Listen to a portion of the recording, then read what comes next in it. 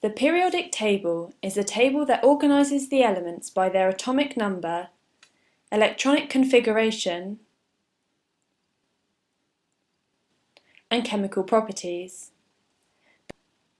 But even before any table of elements was formed, scientists were observing curious patterns amongst the known elements.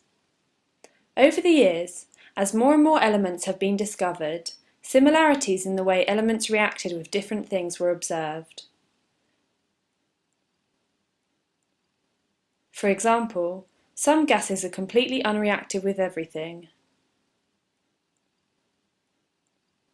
while some metals have vigorous reactions with water.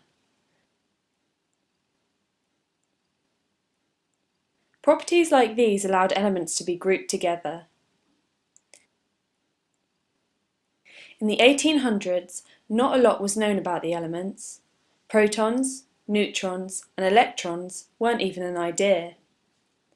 So the only logical way to order the elements was by order of their atomic mass. In 1817, one of the first patterns amongst the known elements was observed. Johann Wolfgang Dobryna noticed he could form groups of 3 with elements exhibiting similar properties. He termed these groups triads. An example of one of these triads was lithium, sodium, and potassium. The interesting characteristic of triads was that when they were placed in order of their atomic mass, the middle element always had an atomic mass which was an average, or very close to an average of the other 2 elements in the triad. 50 years later came Newland's octaves. Newland noticed that when the elements are arranged in order of their atomic weight, every 8th element had similar properties. So he listed some of the known elements in rows of 7. His pattern only worked up to a certain point. It broke down on the 3rd row, with the transition metals like iron, copper, and zinc causing a massive flaw in his theory. His theory was met with ridicule, but he was close. The problem with his arrangement was that he left no gaps. Not all the elements had been discovered yet.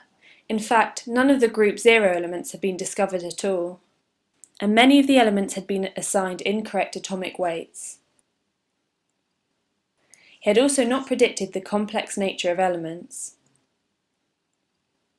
In 1867, Dmitry Mendeleev formed the first table of elements. He anticipated complexities and missing elements and transformed Newland's octave into a plausible arrangement. He even went as far as to change atomic weights of known elements so that they would fit into his arrangement. His table allowed him to look at the elements and from there predict the properties of those missing elements. And as more and more elements were discovered, his tables went through many redrafts. One of the gaps in Mendeleev's table was found below aluminium. He predicted the properties of this mystery element and that it would have an atomic weight of around 68. In 1867, gallium was discovered, the mystery element. Mendeleev's predicted properties matched this new element's property almost exactly, marking a turning point in the world of chemistry. His table started to become widely accepted. There were still a few problems with Mendeleev's periodic table. When Mendeleev began drawing up the periodic table, the noble gases hadn't been discovered yet. When argon was discovered, it didn't fit into Mendeleev's table. It was put into a new group, group 0, and over the next few years, other members of this group were discovered.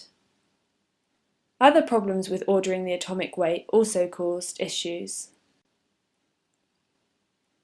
These problems have been solved in the modern version of the periodic table we use today, giving us an excellent resource to understand the elements and all that we and our surroundings are made of.